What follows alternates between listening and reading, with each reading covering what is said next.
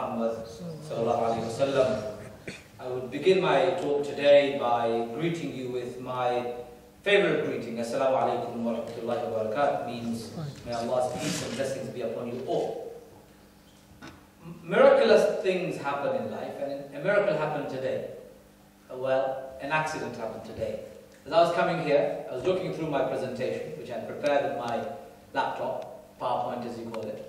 I got off at Treforest station, came to the masjid, closed my laptop. Instead of hibernating, it shut it down, and thus deleting my file. Therefore, I had no presentation. You'll have to be bored by my voice, and inshallah, I'll try my best to recall the whole presentation from my memory. I will try. Can't promise I'll do a good job. But it's never happened before, and so it will be a good test for me. Test of my memory as it was in this good old age. It's good to be here. Thank you very much, and I hope your Islam Awareness Week remains and continues to be a success. Can I put things in context first? Firstly, can I all say to you, I know many of you are students in this very university, and you've come from various parts of the world. England may not be your home, Wales may not be your home, or Scotland, for that matter, may not be your home. Great Britain may not be your home at all. You may be just visiting for a few days, you'll be studying here and then going back to your respective countries, or your family, your friends, your relatives, and all your life's memory and history lies. But that's okay. When you go back, at least with your friends and families, you can share the story that I'm going to tell you. Our parents of third generation British Muslims, came to this country in the 50s. They came to this country thinking this is not their home. They'll be here for 10 years, and they'll go back. My father was one of them. He thought he'll go back. He came to Britain in 1956. It's 2008, 9, and I'm very pleased to say he's still here, alive and kicking. And we pray that he lives long and God gives him good health. That was a dream he had, that he would go back in 10 years, the dream that never came true. In fact, his children and his children's children are now born and brought up in this country. Little did he know when he came to this country in 1956 that that's going to be the fate of his family. So why this talk today? Qualities of a Muslim in the 21st century. Well, let's face it, we live in the 21st century. And if we don't understand the century in which we live, we will be irrelevant, redundant, and rather useless. And Islam, by definition, is never redundant, is never useless, and is never irrelevant. I would like to put to you the third context, and that is, my talk here isn't about Islam. My talk here is about Muslims. I would like you to note and underline this 20 times. My talk tonight is not about Islam, but it's about Muslims. So if you get hurt, if you feel upset, don't worry about it. It's okay. I'm with you. I follow the same faith, I have the same passion, and I have the same concern. So, 21st century. 21st century is known a century of postmodern enlightened world.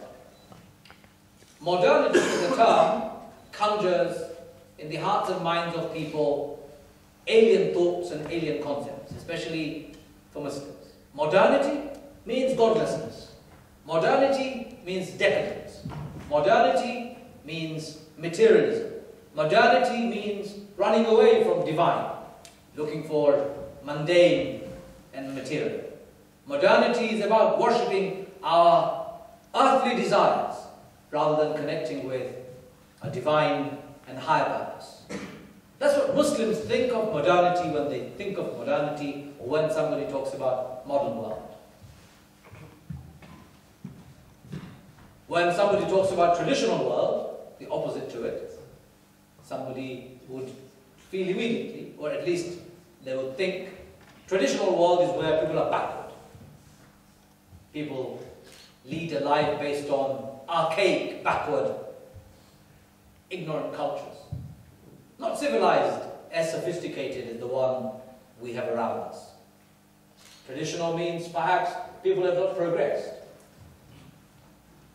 Traditional means people are more religiously inclined, must be more pious, must be more devout.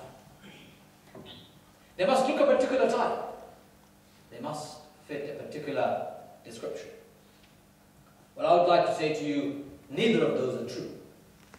You can be a modern and traditional both at the same time. The Islamic understanding of modern life is about being relevant. Islamic understanding of modern life is about making a difference. It's about excellence. It's about innovation. It's about excel. It's about knowledge. And Islamic understanding of tradition is that you embed your modernity on some firm foundations. Foundations that come and stem from the divine. In our case, Allah, the creator of the universe. His revelation through which He had enlightened all of us, Quran, and the scriptures that came before. His prophets, all the messengers who came before. Noah, David, Solomon, Jacob, Moses, Jesus, and Muhammad, peace be upon them all. Modernity and tradition in Islam means we follow the teachings of those prophets. We are loyal to the scriptures and we are directly connected to the divine. Modernity and tradition in Islam go hand in hand. You can't separate the two. But there has to be, at some stage in life, you and I re-examine if our traditions are making sense. And if we actually stand as witnesses to a progressive, advanced, materially driven, very secular world. And when you do take such measures, you may be shocked to find you're not making sense. In fact, nobody is interested in your boring preaching. In fact, nobody is interested in your religion except yourself. When you come to such a juncture, you need to ask yourself, have I made some serious errors? Am I doing something seriously wrong? For qualities needed in a Muslim to become relevant in the 21st century is that they must be modern and traditional both at the same time. I've given you the definition of what I mean by modern and traditional all this time. They must be enlightened. Their enlightenment should not lead them to godlessness, like it's happened in Western Europe. Renaissance in Western Europe has meant materialism. Renaissance in the Western world has meant leaving God outside, in fact, leaving God completely redundant from the lives of people. Enlightened Muslims are not like that. They're modern, they're traditional, but they're enlightened. The enlightenment makes them in full sync with the divine, God Himself. They have no problem with accepting God, and everything modern, everything around them reminds them of the existence of God. In fact, their whole belief system is based on knowledge and certainty of the existence of God and not conjecture, not emotion, but conviction. When they look at the world, when they look at the planets, in fact, they're contemplative, they think, they reflect. Enlightenment for them is reflection and thinking. Fiqh in Islam, as you will find in the Quran, repeating itself. To think, to ponder. And constantly in perpetual contemplation and meditation called dhikr, remembrance of God.